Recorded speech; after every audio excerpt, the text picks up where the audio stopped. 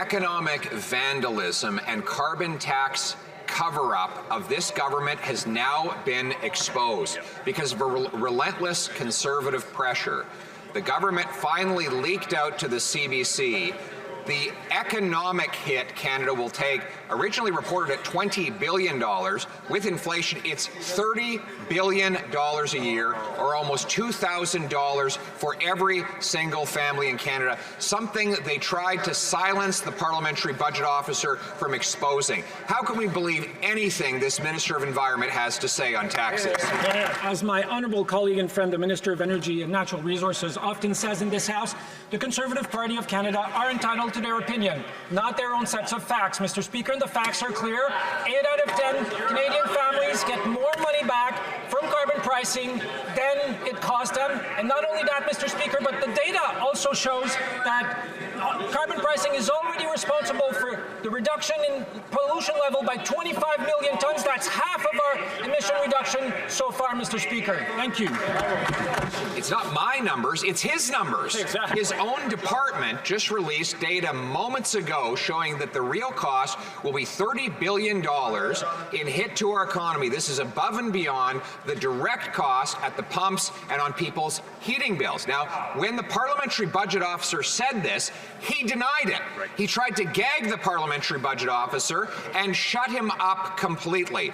Why did this minister try to hide the facts and punish a legitimate, hard-working public servant who tried to tell the truth? I think we've established in this House that math was not the forte of the leader of the opposition, and that he has a hard time counting past 6, Mr. Speaker, which is the number of social housing he did when he was minister responsible for housing. But the facts are clear. 8 out of 10 Canadian families get more money back from carbon pricing than the pricing system costs. Not only that, but carbon pricing is responsible for half of our emission reduction, 25 million tons less pollution in the atmosphere in Canada because of carbon pricing, Mr. Speaker.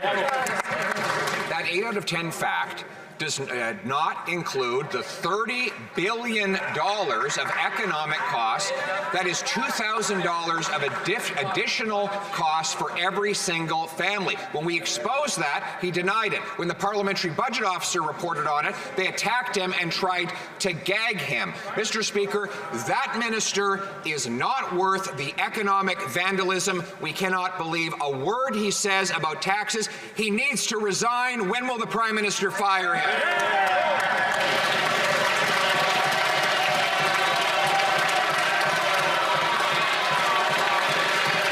I noted in the discussion yesterday the Leader of the Opposition's newfound respect for economists. But let me tell him, 300 economists in addition to the PBO say 8 out of 10 Canadians get more money back. It works directly inverse to income.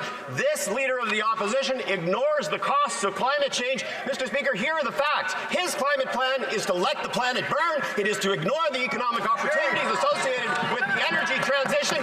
And look, this is a fellow who ran in the last campaign on putting in place a carbon price. Who is telling the truth?